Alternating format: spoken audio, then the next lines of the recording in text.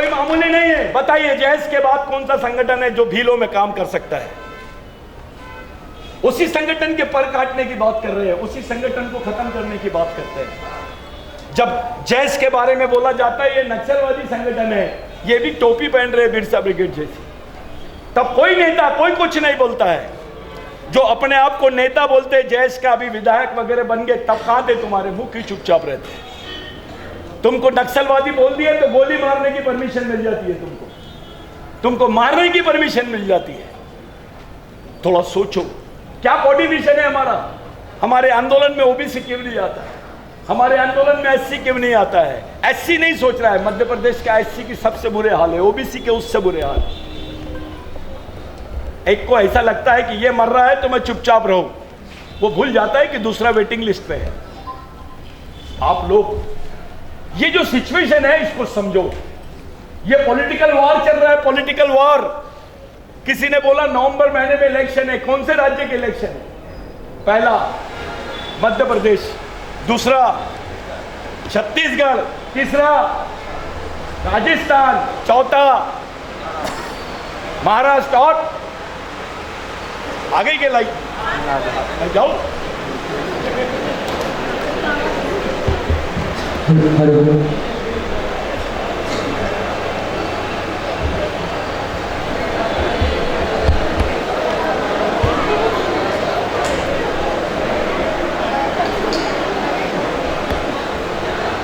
भाइयों, ये जो पॉलिटिकल वॉर की मैं बात कर रहा हूं, ये पॉलिटिकल वॉर क्या है बताता हूं।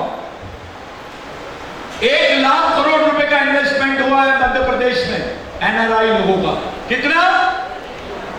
थोड़ा ध्यान से सुनो मेरी बात को। कितने करोड़ का इन्वेस्टमेंट हुआ है? 1 लाख करोड़ का इन्वेस्टमेंट हुआ है मध्य प्रदेश में। किसकी जमीन पे हुआ है? आदिवासियों की जमीन पर। ये स्टेट गवर्नमेंट ने अभी पूरे प्राइवेट सेक्टर को आदिवासियों की वन जमीन ये लोग उसको लीज में दे रहे हैं। आप नेट खोलिए, आपका जो बच्चे सुन रहे हैं वो नेट खोलिए और देख लेना अभी जाके घर में कि नेट पे आपको दिख जाएगा ये लीज पे देना शुरू कर दिए।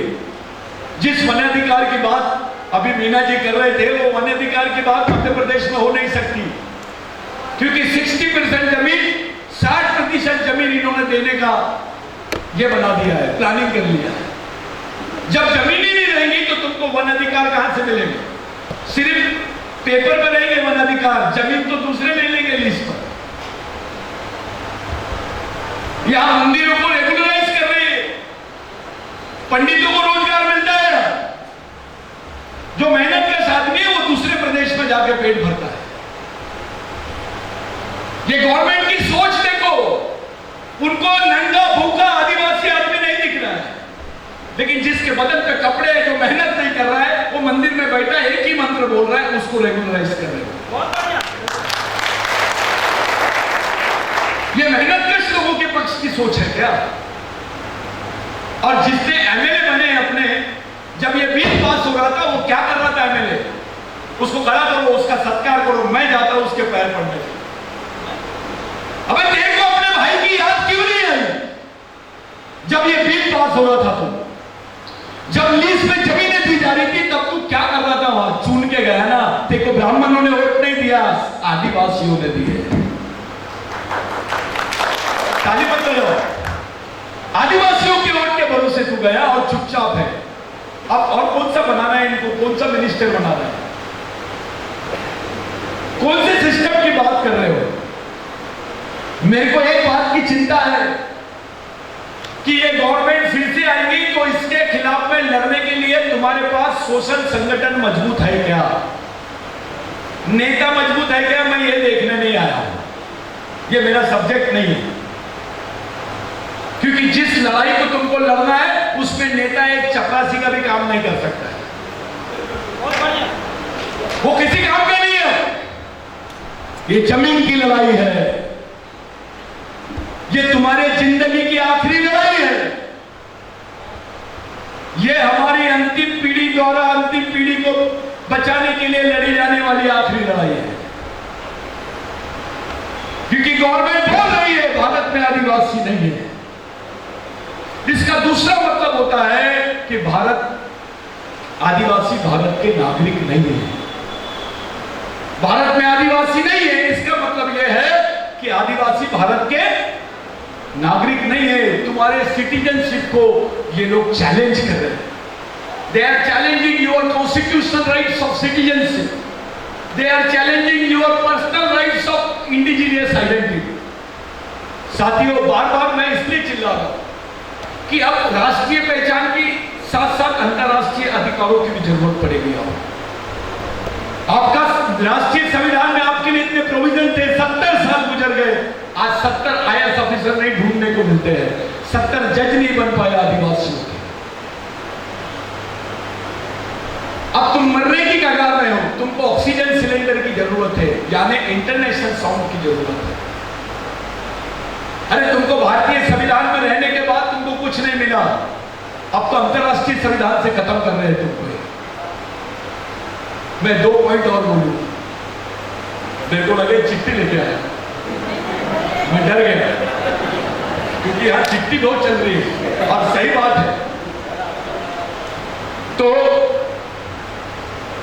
बड़ी बात यह है, ये जितना एटमॉस्फेयर दिख रहा है जैस का, ये मामूली नहीं है। मैं जानता हूं अपने घर से कैसे वो लाया होगा बेरोजगार लड़का, पैसे जमा करके कैसे आया होगा यहाँ पर।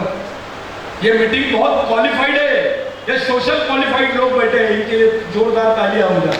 ये मामूली लोग नहीं है, ये ऑफिसर नहीं है, चलेगा, ये बेरोजगार है, चलेगा, लेकिन सोशल क्वालिफाइड है।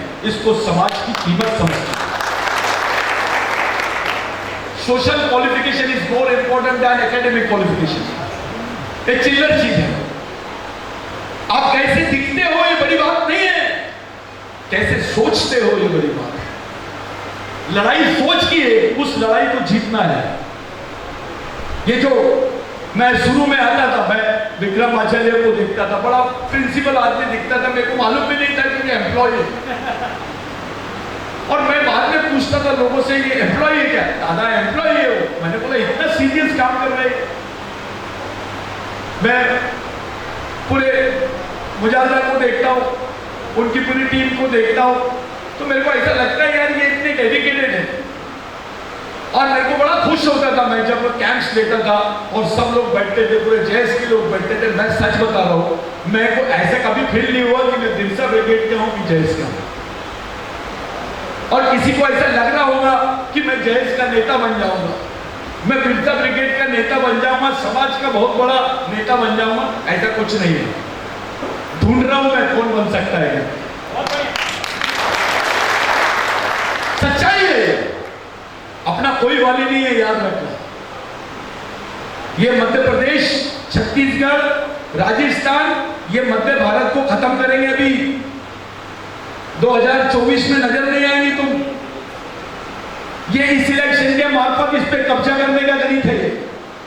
चाहे कांग्रेस रहे या बीजेपी रहे, दोनों की स्ट्रेटेजी इसी टाइप से होती है। बात तो तब है जब हम अपनी शर्तों पे, अपनी तरीके से, अपने समाज की सुरक्षा के लिए, अपने समाज की आने वाली जनरेशन के लिए प्लानिंग करके कोई काम करें।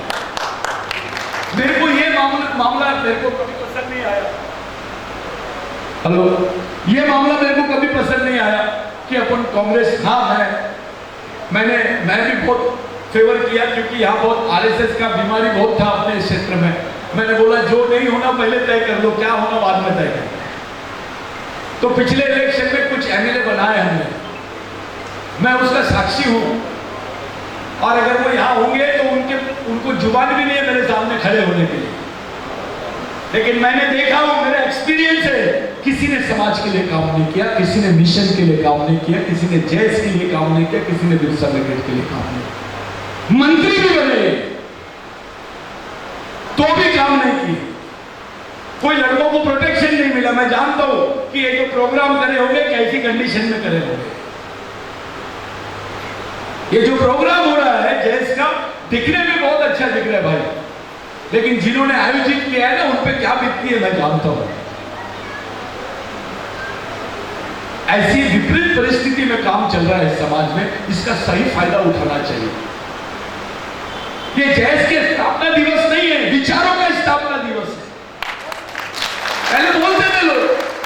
मैं गया इंदौर में, इंदौर के प्रोग्राम में मैं देखा शुरू में मेरे को एकता परिषद के कार्यक्रम में जल्दी चिट्ठी दो, इसको भगाओ, बोलने मत दो, ये वाला कार्यक्रम बहुत हुआ मेरे साथ। और मैंने देखा ये चलता है, होना भी चाहिए, मेरे को बुरा नहीं लगा मेरे समाज का कार्यक्रम।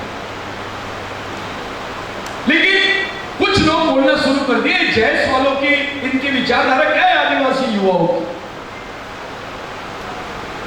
आज यूनाइटेड नेशंस में मालूम हो गया है कि शहीद महान विद्रोही क्रांतिकारी भगवान टंटे भील कौन है, यह मालूम हो गया है। संयुक्त राष्ट्र संघ में मालूम हुआ है। अभी मालूम है ऑक्सफोर्ड यूनिवर्सिटी ने टंटा मामा पे आर्टिकल लिखा है।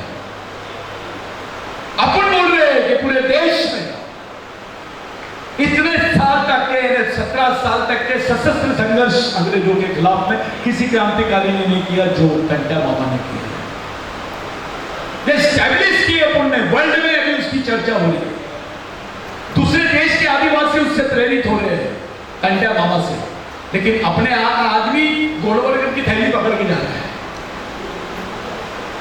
अबे तेरे बाप को देख, उसमें कितना दम था, वो किसी भगवान से कम नहीं है। सच्चाई तो है, अगर टंटा मामा नहीं होता तुम नहीं होते, तुम्हारी पहचान भी नहीं होती, जितनी जमीन हमारे पास है वो भी नहीं होती। सच्चाई है, मैं नहीं बोल रहा हूं, रिकॉर्ड्स जाकर देखो, गैजेट्स पढ़ो, जो ब्रिटिश एमिनियंस के रिकॉर्ड है वो देखो। लेकिन हमारे लोगों ने टंटा मामा को डकैत बोला, हमारे लोगों ने टंटा मामा को चोर बोला, हमारे लोगों ने टंटा मामा को क्रिमिनल टाइप बोला। और अब सब जान रहे हैं कि ये कौन है, इस देश में कौन है। मैं गर्व से बोल रहा हूं भाई, अगर नहीं होगा जो मांग हमने भी रखने लगाया है। पिछले बार जब यहां मीटिंग हुई थी इंदौर में, तो वहां यहाँ के मुख्यमंत्री थे और हमने एक सीनियर सांसद को लेके आए थे इंदौर में, शरद पवार जी। उन्होंने यहाँ पास अभी प्रस्ताव दिया कि जो पार्लियामेंट की नई बिल्डिंग बनी है उसके ऊपर में टंटा मामा का पुतला होना चाहिए। लेकिन ये लोगों की नीयत नहीं है। अब हम लोग सुप्रीम कोर्ट में जा रहे हैं। ये पहली बार होगा देश के इतिहास में कि टंटा मामा की स्टैचू कहां बिठाई जाए। जब ये प्रश्न खड़ा होगा तो इनका कंपैरिजन करना पड़ेगा, देश के किसी भी क्रांतिकारी का टंटा मामा से कंपैरिजन करना पड़ेगा। उसका इतिहास सामने आएगा कि वास्तविकता में इस देश के सच्चे मालिक कौन है, सच्चे क्रांतिकारी कौन है। उंगली कटा के शहीदों में नाम लिखाने वाले लोग बहुत हैं, लेकिन टंटा मामा का जो इतिहास है वो आज इस देश के भील नहीं पूरे आदिवासियों को जिंदा कर रहा है, वर्ल्ड के आदिवासियों की प्रेरणा बन रहे हैं। ये गर्व है। सेटिस्फैक्शन है। राघु जी कांगड़े के बारे में बात चल रही है, मैं इसलिए बता रहा हूं कि किसी ने पूछा कि जैस किसकी विचारों से चलता है, तो आपको बोलना है जैस टाटा और बिरला के विचारों से नहीं चलता है, टंटा और बिरसा के विचारों से चलता है। ये लोग ऐसा समझते थे कि इनके पास कुछ नहीं है, आपके पास जो है वो किसी के पास नहीं है। जहां सब खत्म होते हैं वहां से आदिवासी शुरू होता है। मैं इसलिए बोलता हूं ये बात कि 70% लड़ाई आदिवासियों ने लड़ी। मैं आधिकारिक रूप से बोलता हूं, सबके सामने बोलता हूं। मैं दिल्ली में जाता हूं, इनके जेएनयू में जाकर बोलता हूं, मैंने वहां पे भी लेक्चर सुने कि 70% लड़ाई आदिवासियों ने लड़ी है, 30% बाकी लोगों ने लड़ी। मेरे को बोलना चाहिए, किसी ने मेरे ऊपर केस डालना चाहिए कि गलत बोल रहा है। हम साबित करके बता सकते हैं कि इस देश की आजादी की 70% लड़ाई आदिवासियों ने लड़ी और बदले में उसके हिस्से में क्या आया? भूखमरी। उसकी जमीन से उसको विस्थापित कर रहे हैं। वो 5 रुपए किलो चावल के लिए तरस जाता है, वो बीपीएल कार्ड के लिए लाइन लगाता है, खाना नहीं मिलता करके मर जाता है। देश में कुत्ता भूख से नहीं मरता, आदिवासी मरता है। ये हालत है। मैंने इंटरनेशनल कॉन्फ्रेंस में एक स्टेटमेंट दिया, उस पर चर्चा शुरू हो गई। मैंने बोला यहां पर ऐसे क्षेत्र है भारत में जहां पर पैरासीटामोल गोली नहीं मिलती, बुखार की गोली, जानते हो पैरासीटामोल गोली, बुखार की गोली वो नहीं मिलती, लेकिन बंदूक की गोली मिलती है। आदिवासियों की बंदूक की गोली से मौत होती है, बीमारी से नहीं। उसको पैरासीटामोल गोली नहीं मिलती भाई, लेकिन उसको गोली मिल जाती है बंदूक। ऐसी स्थिति में आप लोग फंसे, इसमें से कैसे निकलेंगे? ये ऑर्गेनाइज करने से नहीं, प्लानिंग क्या है हमारे पास? बहुत अच्छी बात बोली दीदी, विदाउट प्लानिंग के हम आगे नहीं बढ़ सकते। विदाउट प्रॉपर मैनेजमेंट के हम आगे नहीं बढ़ सकते। कोई बिरसा ब्रिगेड झंडा नहीं उखाड़ सकता, कोई अकेला कुछ नहीं कर सकता। ओबीसी का कैडर लाओ, शेड्यूल कास्ट का कैडर लाओ, माइनॉरिटी का कैडर लाओ, आदिवासी कैडर लाओ, इनको ज्वाइन करो, इनका ज्वाइंट वेंचर में कैडर लो।